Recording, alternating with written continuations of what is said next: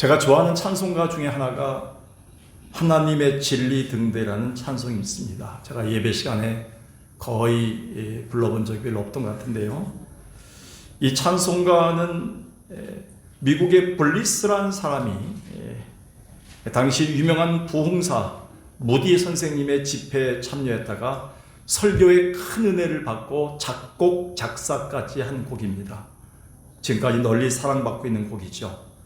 그날 블리스는 무디 목사님의 설교 도중에 지금 이 클리블랜드 항구 주변에 다 망가지고 아예 불이 꺼져버린 작은 등대 때문에 배들이 들어오다가 계속 난파당하고 좌초되고 있다는 그 설교를 듣습니다. 그리고 우리 그리스도인들도 모두가 다 등대지기가 되어서 등불을 비추는 사명을 다해야 되지 않은가라는 메시지를 듣고 무릎 꿇고 회개하면서 은혜를 누립니다. 그리고 그가 이렇게 고백했습니다.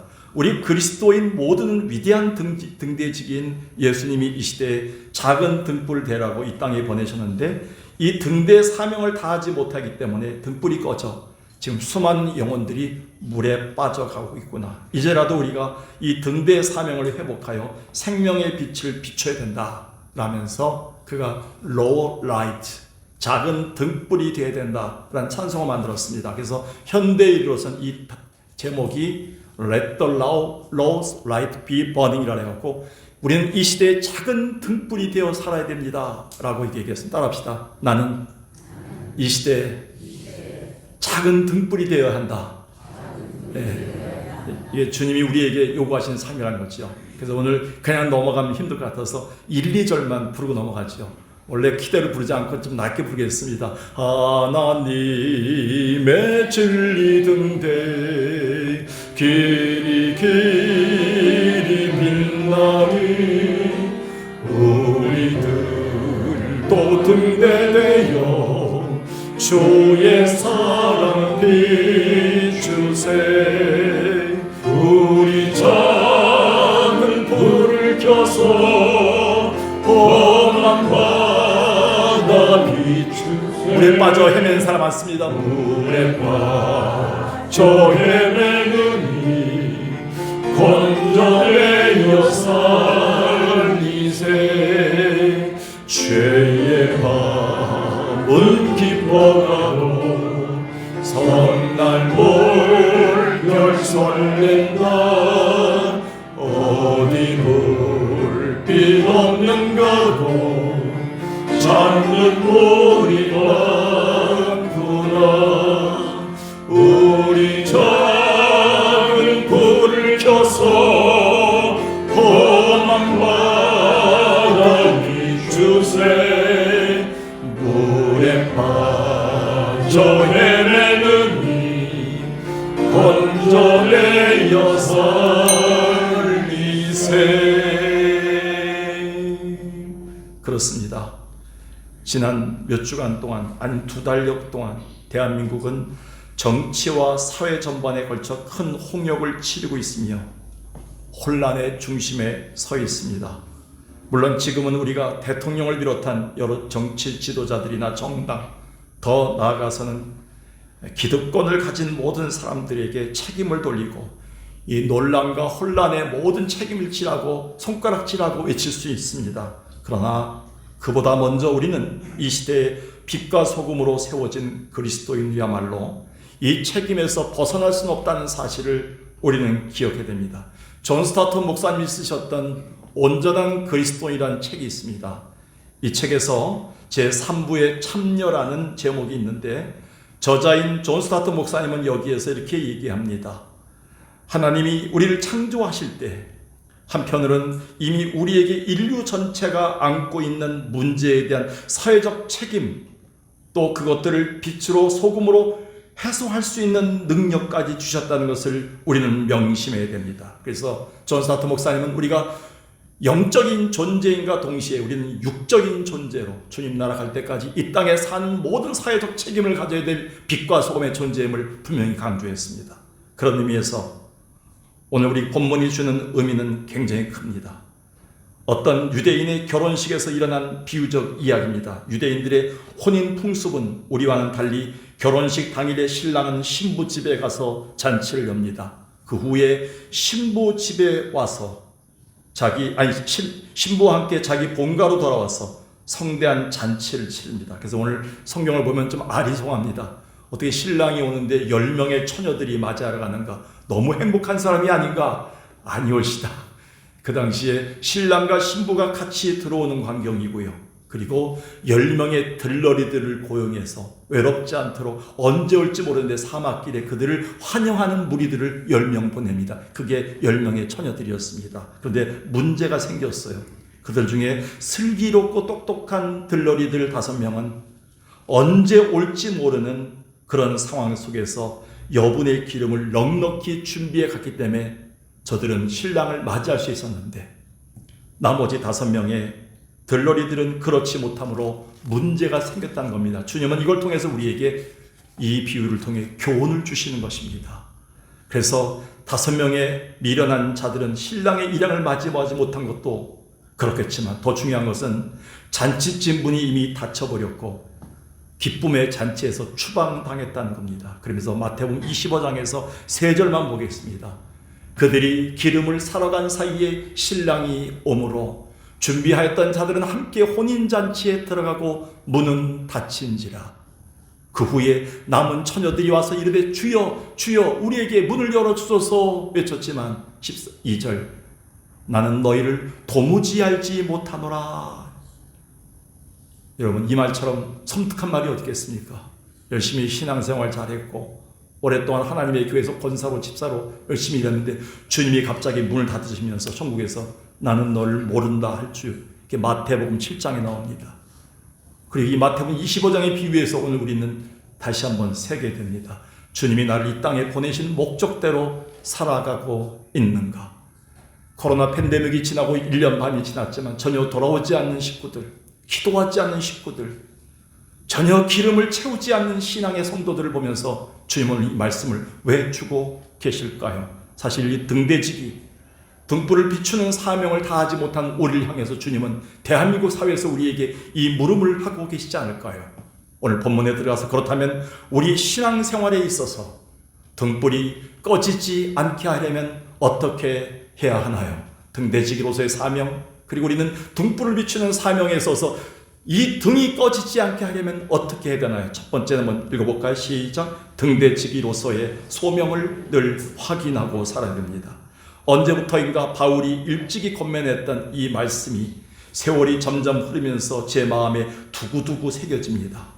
즉 어느 교회보다 좋은 환경과 여건과 많은 은사와 지식이 있음에도 오히려 자만에 빠져있던 고린도 교회를 향해서 주님은 저들에게 책망하는 내용이 바로 복음의 빛을 잃어가면서 주변을 어둡게 만드는 그 교회를 향해서 주님이 경고했던 내용입니다. 유명한 고린도후서 13장 5절 아닙니까?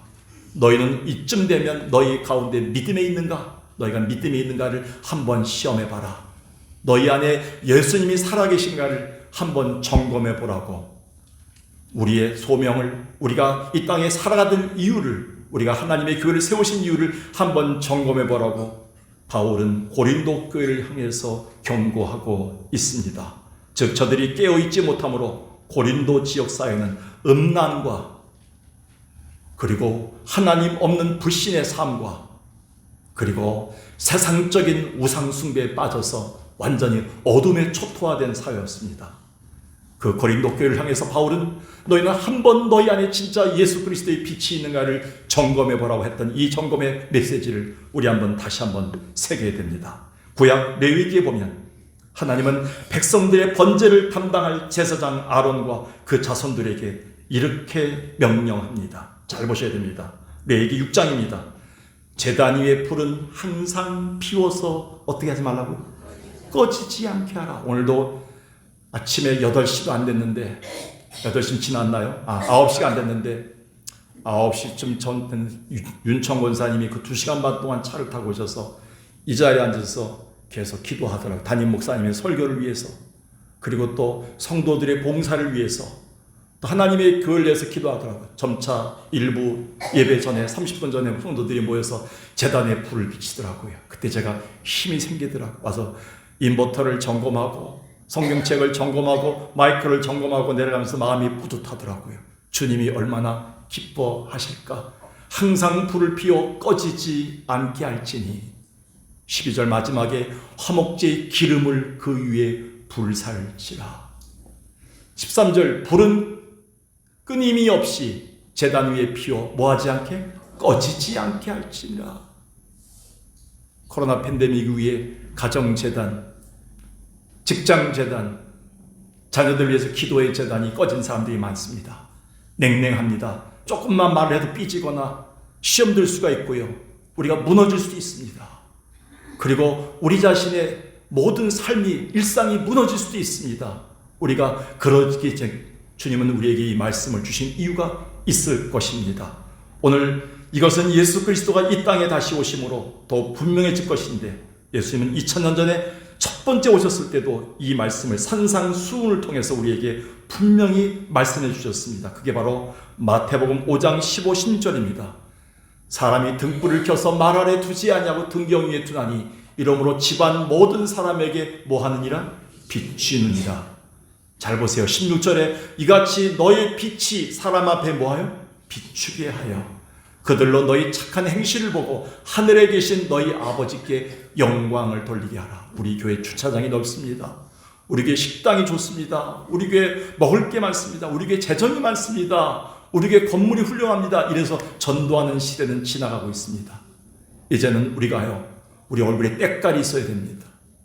예배 드린 자와 예배 드리지 않은 자의 얼굴 색깔이 달라야 됩니다. 우리가 만나는 사람, 우리를 보는 모든 자녀들 속에 우리의 광명체의 빛을 봐야 됩니다. 제단에서 불태웠던 우리의 얼굴을 보면서 그들이 환하게 빛나야 됩니다.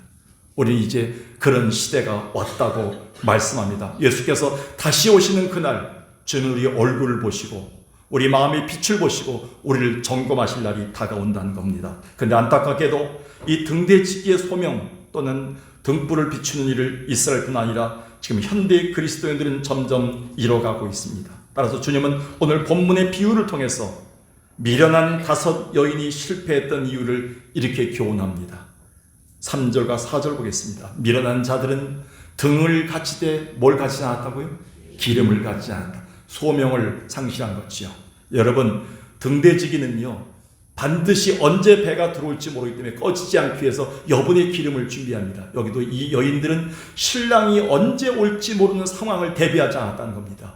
그러니까 금방 쓸 기름만 준비되고 여분의 기름을 가지지 아니했다. 슬기 있는 자들은 그릇에 기름을 담아 등과 함께 같이 가져왔다. 여기에 차이점이 있는 거예요. 그래서 내가 소명을 다하고 있는가, 권사로서, 장로로서, 목사로서의 사명을 다하고 있는가 아닌가, 그리스도의 사명을 다하는가 아닌가의 차이는 기름의 차이예요. 우리는 지금 기도는 해요, 찬송을 해요, 같이 와서 봉사도 해요, 같이 예배도 참석해요. 등은 다 준비해 갖고 왔어요. 근데 결정적인 시기에 내 마음이 무너질 때, 갈등이 생길 때, 감정적인 이 분노를 참지 못할 때, 그때 나를 잠재울 수 있는 기름이 계속 있는가를 주님 묻고 있는 거예요.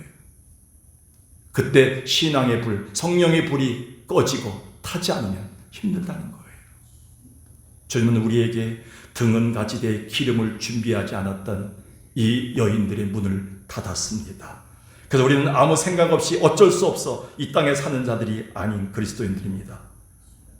어두운 이 땅에 빛을 비추는 거룩한 등대지기로 보내심을 받은 자들임을 우리는 늘 명심해야 됩니다. 최문경 목사님이 쓰셨던 책 순간을 살아서 영원으로 하는 책이 있습니다. 이 책에는 여러 가지 에피소드가 있는데 실화죠. 그 중에 제가 한번 언젠가 소개했던 에피소드가 있습니다. 런던 캔터베리 교회에 전해 내려오는 니콜라이 집사에 대한 감동적인 이야기입니다. 니콜라이 집사는 17세부터 관리 집사로 예배당 청소와 온갖 잡다한 일들, 그리고 아주 중요한 매일 정오에 5분 동안 교회 종을 치는 일을 했습니다. 옛날 종 아시지요? 한 20m가 넘는 종을 밑에서부터 땡겨서 치는 건데 웬만한 힘으로는 감당할 수 없습니다. 그 종을 매일 5분 동안 쳐서 런던의 시민들이 다 듣게 했습니다. 얼마나 종을 정확하게 치는지 런던에 있는 시민들이 그 종소리를 듣고 시간을 맞출 정도였습니다. 한 번은 런던의 유명 대학의 교수가 된 2 아들이 찾아와서 아버지에게 이렇게 했습니다. 아버지, 이제 나이가 드셔서 종치는 일이 힘든데 그만두세요. 그때 니콜라이 집사는 이렇게 얘기했습니다. 아니다. 나는 끝까지 내게 주어진 이 일을 해야만 해. 그래야 성도들과 시민들이 매일 깨어있고 힘차게 하루를 살아갈 수가 있어. 그러면서 계속 종을 쳤습니다. 이후로도 그의 나이 75살로 기력이 쇠할 때까지 58년 동안 하루도 빠짐없이 매일 교회 종을 쳤습니다. 드디어 그가 기력이 쇠해서 세상을 떠날 순간이 가까웠을 때 온 가족들이 다 모였습니다. 그날도 종을 칠 시간이 다가오자 그는 어디서 그런 힘이 나왔는지 모르게 누운 자리에서 벌떡 일어나서 종탑 아래까지 비틀거리며 가서 종을 힘차게 쳤습니다. 그렇게 2분 정도의 종을 치다가 결국 그는 그곳에 쓰러져 숨을 거두고 말았습니다. 이 숭고한 죽음에 대한 소식을 접한 엘리자베스 여왕은 너무나 감동한 나머지 그의 시신을 왕실 묘지에 안장하는 영광을 주었습니다. 그리고 그의 장례식 당일에 런던의 모든 상점들이 애타하면서 문을 닫고 그의 죽음을 애도하기도 했습니다. 이분이야말로 마지막 순간까지 어두운 영국 사회와 교회에 등대지기 소명을 다한 자가 아닐까요? 우리 차례입니다. 오늘 우리가 등대지기로서의 소명을 확인하여 등불이 꺼지지 않는 가정과 교회 되길 주의 이름으로 간절히 축원합니다. 두 번째 한번 읽어볼까요? 시작. 분명한 종말론적 신앙을 가지고 살아야 합니다. 18세기 미국 대각성 운동의 선구자가 누굽니까? 조나단 에드워드입니다. 어느 날 그는 회중 앞에서 설교하다가 이렇게 울부짖었습니다. 만일 제가 여러분에게 지옥이 있음을 5분만이라도 보여줄 수 있다면 회개하고 돌아올 사람이 많고 진지하게 살아갈 사람이 많습니다. 제가 지옥을 보여주지 못해서 너무 애석합니다. 지옥은 반드시 있습니다라는 설교를 했습니다. 에드워드의 메시지는 거의 죄로 인해 죽을 수밖에 없는 죄인들이 지금이라도 주신 은혜를 깨닫고 돌아올 기회, 이 기회를 놓치지 말고 와서 회개한다면 주께서 우리에게 은혜를 주신다는 촉구의 메시지였습니다. 그렇기 때문에 하나님은 당시 침체되고 어둠에 빠졌던 미국 기독교 사회에 영적 대각성 운동이라는 등불 운동을 일으키게 하셨습니다. 그가 전한 메시지는 예수 믿고 복 받았다는 얘기가 아닙니다. 예수 믿고 장사가 잘 된다는 얘기 아닙니다. 예수 믿고 자녀들이 잘 풀린다는 얘기 아니었습니다. 그는 예수 믿고 갑자기 가정에 모든 돈이 들어왔다는 메시지를 전하지 않았습니다. 그의 메시지는 오로지 예수 그리스도 오실 날이 얼마 남지 않았습니다. 지금의 죄를 회개하고 돌아와야 됩니다. 이렇게 살아서는 안 됩니다. 회개하십시오 라는 종말론적 메시지였습니다.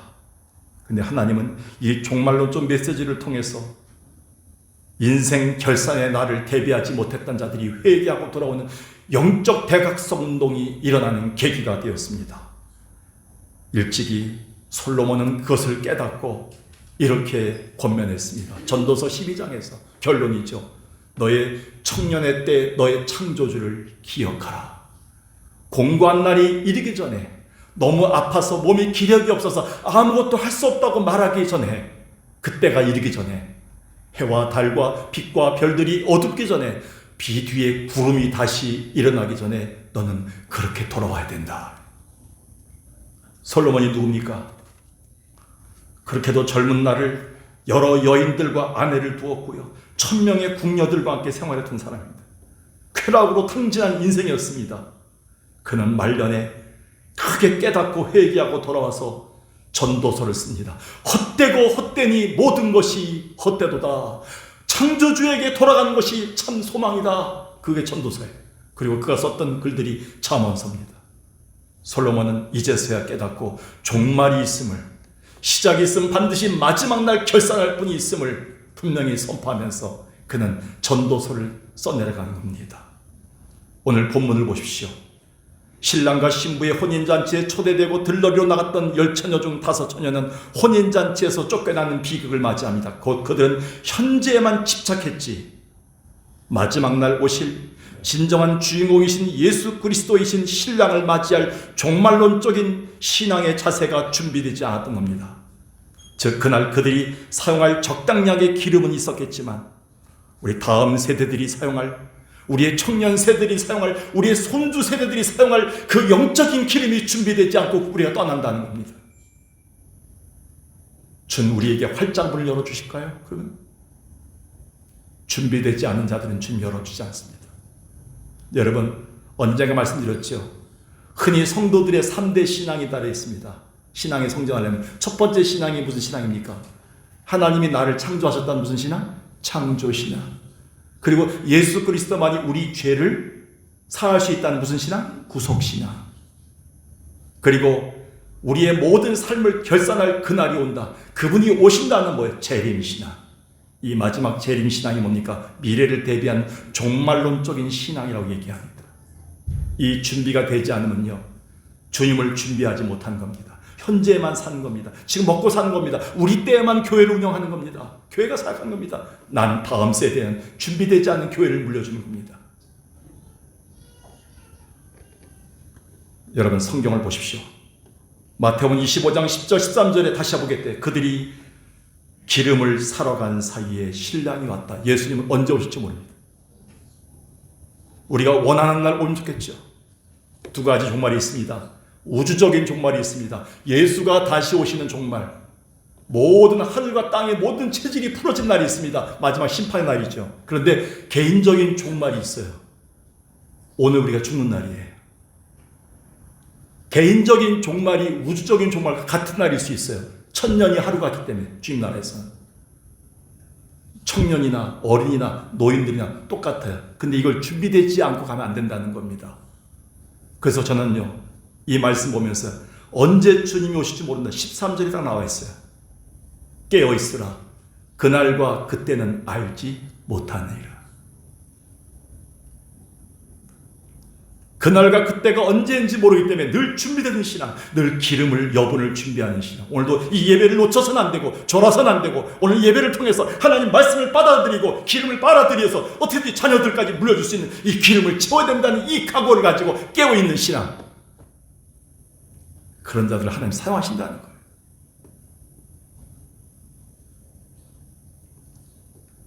이번에 제가 교회 살리기 세미나에 갔다 왔습니다. 얼마나 교회가 힘들어지는지, 총회 내 12개 교회 외에는 코로나 팬데믹 이후에 반토막이 났습니다. 재정이 들어오지 않습니다. 많은 교회들도 회개했습니다.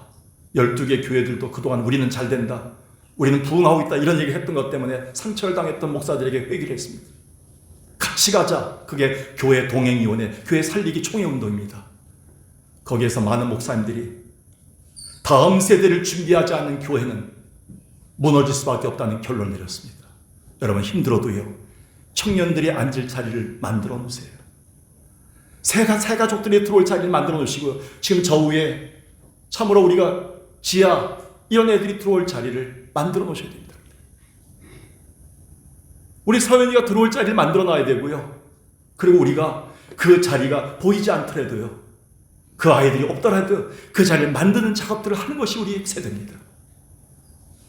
종말론적인 신앙 자체는 우리에게 모든 삶을 깨어있게 만듭니다. 따라서 마태복음 25장 전체를 보면요, 달란트 비유가 나옵니다. 양과 염소의 비유가 나옵니다. 이게 다 무슨 뜻입니까? 주님은 마지막 결산의 날이 온다는 것을 가르치는 교훈이었습니다. 마태복음 25장 마지막을 보겠습니다. 이 등불의 비유 마지막에 인자가 자기 영광으로 모든 천사와 함께 올 때 자기 영광의 보좌에 앉으리니 모든 민족을 그 앞에 모으고 각각 구분하기를 목자가 양과 염소를 구분하는 것 같이 하여서 양은 어느 쪽에? 오른쪽에, 염소는 어느 쪽에? 왼쪽에 두리라. 반드시 주님이 오신다는 거예요. 심판하신다는 거예요. 그러면 권사님은 오른쪽에 앉겠네요. 저 집사님은 오른쪽이겠네요. 헌금도 많이 하고 교회 열심히 다니시고 기도하는. 아니오시다. 스폴전 목사님 이렇게 얘기했어요. 우리가 천국에 가는 순간 세 가지에 놀랄 것이다. 내가 천국에 있다는 것에 놀랄 것이고, 또 한 가지는 그렇게 열심히 신앙생활 했던 분이 거기에 없다는 것에 놀랄 것이고, 세 번째는 여기에 올 사람 같지 않았는데 그분이 와 있다는 거예요. 우리는 깨어 있어야 돼요. 우리는 정죄할 수 능력이 없어요. 우리는 심판할 능력이 없습니다. 오늘 주님 앞에 우리는 겸손하게, 주님이 언제 올지 모르기 때문에 오늘도 우리는 알게 모르게 예배를 통해서, 기도와 찬송을 통해서, 봉사를 통해서 기름을 계속 공급받아야 됩니다. 이게 다음 세대까지 쓸 충분한 기름이 될 것입니다. 오늘 우리가 분명한 종말론적 신앙을 가짐으로 등불이 꺼지지 않는 여러분 가정과 삶이 되기를 주의 이름으로 간절히 축원합니다. 마지막 세 번째입니다. 한번 읽어볼까요? 시작. 나 자신을 변화시키는 일을 계속해야 합니다. 3절에 보니까요, 미련한 자들은 등을 가지되 뭘 가지지 않았다고요? 기름을 가지지 않았다. 이 기름이 뭡니까? 기름은, 여러분 등을 먼저 해요. 등은 뭡니까? 등은 먼저 우리 신앙의 외형적 삶이에요. 기도하고 헌금하고 봉사하는 내 신앙생활 전체를 얘기할 때 등이에요. 근데 등에 들어갈 기름이 뭡니까? 기름은 보여주세요 한번. 신자들의 외형적인 신앙생활이 등이라면 기름은 원초적인 힘과 원동력이 되는 거예요. 성령이에요. 그리고 이 성령으로 말미암은 뭐예요? 말씀과 기도인 믿음을 말합니다. 그러니까 우리에게 가장 원초적인 힘, 원동력은 뭐예요? 이 등을 갖다 가동하게 만드는, 빛을 비추게 만드는 힘이 뭐예요? 성령이에요. 근데 성령은 우리에게 말씀과 기도를 통해서 오고요, 우리의 믿음을 통해서 계속 공급됩니다. 믿음의 파이프를 대야 되고요. 그런데요, 기름이 떨어져 간다는 건 뭐예요? 나를 변화시키고 나를 사람답게 만들고 나를 집사답게 만들고 목사답게 만드는 그 기름이, 원동력이 없어져 간다는 거예요. 변화되지 않는다는 거예요. 그러면 꺼지는 거예요. 이사야 61장 1절을 보세요. 잘 보셔야 됩니다. 여호와의 성령이 내게 내리셨으니 이는 여호와께서 내게 뭘 부으사? 기름을 부으사. 기름을 찔끔찔끔 주는 게 아니에요. 참기름 쓰듯이 너무 아까우니까 너무 많이 넣었네. 들기름도 너무 귀해요. 그런데 주님은 그 성령의 기름, 우리를 모든 걸 회복하고 낫게 만들고 일어나게 만드는 생명의 기름을 확 부어주신다는 거예요. 오늘 성령을 통해서. 그게 부어받으니까 내가 변하는 거예요. 왜? 아름다운 소식을 전하게 하시고. 전도가 왜 안 될까요? 기름이 없어서예요. 마음이 상한 자들이 왜 고침 못 받을까요? 기름이 없어서예요. 왜 우리가 자유가 없을까요? 기름이 없어서래요. 노임을 받지 못할까요? 왜? 기름이 없어서래요. 나를 변하게 만들고 개혁하게 만들고 나를 뒤집게 만드는 힘, 그게 바로 기름입니다. 오늘 우리는 성화의 도구인 기름을 공급받을 필요성이 있다는 겁니다. 그런데 이 다섯 처녀들은 변화시키지 않는 가운데 예수를 만나러 간 거예요. 어거스틴이 얘기했습니다. 우리는 신랑이신 주님께 바쳐질, 드려질, 주님께 가야 될 신부다, 아리따운 처녀로 바쳐야 된다. 그런데 너무 지저분한 상태로, 불결한 상태로 우리는 순결하지 못한 모습으로 갈 때가 너무 많다. 그래서 하나님은 우리에게 병과 고통과 고난과 사고와 어떤 갈등을 통해서 나를, 기름을 채워서 우리를 만들고 계시다. 순결한 처녀로.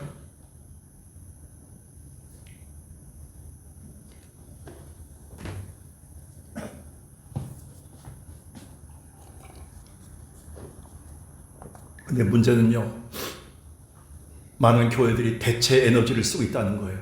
이 기름을 쓰지 않고. 조심스럽게 얘기합니다.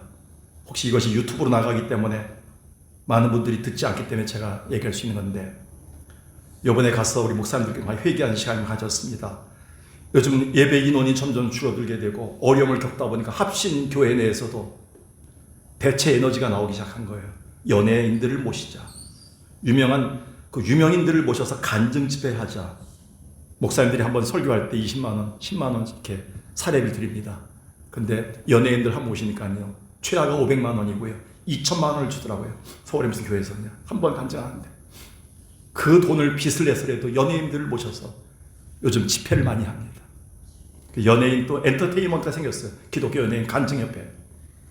다 나쁘다는 게 아닙니다. 근데 결론은요, 그들을 간증에 세웠는데 며칠 후에 그분이 마약에 중독이 되고요, 며칠 후에 술에 쩌든 가운데 길거리에서 만나기도 하고요, 그분의 삶이 형편없는, 한 몇 년에 한 번씩 교회에 나가는 분이었다는 것을 알게 되고, 많은 분들이 후회하게 되고요, 교회가 무너지더라고요. 우리가 하는 얘기가 있습니다. 다 하나님의 자녀가 아닌 분들이 많구나. 마귀에게 속한 거짓 간증을 할 수도 있겠구나. 실례로요, 그들이 사업이 힘들었고 가족 간의 불화가 많고 자녀들의 미래가 막막했는데 예배를 나오니까 하나님을 믿고 나서부터 세례를 한번 받고 한 번 더 안수까지 받으니까 사업이 번창하고 직장까지 승진하고 가족 간에 불화가 없어지고 부부관계가 원만해졌다. 게다가 자녀들의 지식이 출중해져서 소위 스카이대를 들어가게 되었다. 서울대, 고대, 영대 거기 들어갔다. 그 나머지 대학은 얘기도 안 하더라고요. 이런 메시지가 그들의 간증의 골자가 되기 때문에 아주 심각한 세상적이며 마귀적인 간증으로 변하고 있습니다. 결국 이것이 사람들의 탐심과 탐욕을 자극하게 돼서 주로 내 가족과 자녀와 내 사업장이 주요한 초점이 되기도 합니다. 이 중심이 예수 그리스도가 되지 않은 것은 간증이 아니라는 겁니다.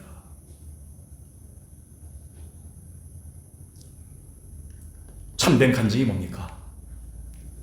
참된 간증은 예수 그리스도가 중심으로 그로 인한 자신이 변화되고 개혁되어서 하나님 자녀답게 살게 되었다는 신앙 고백이에요. 지난주 기도했더니 일이 잘 풀렸어. 애가 보너스 받아왔더라고. 그런 얘기 함부로 하지 마세요. 다니면서요. 받지 못하신 분들 많아요. 안 되는 것도 간증될 수 있어야 돼요.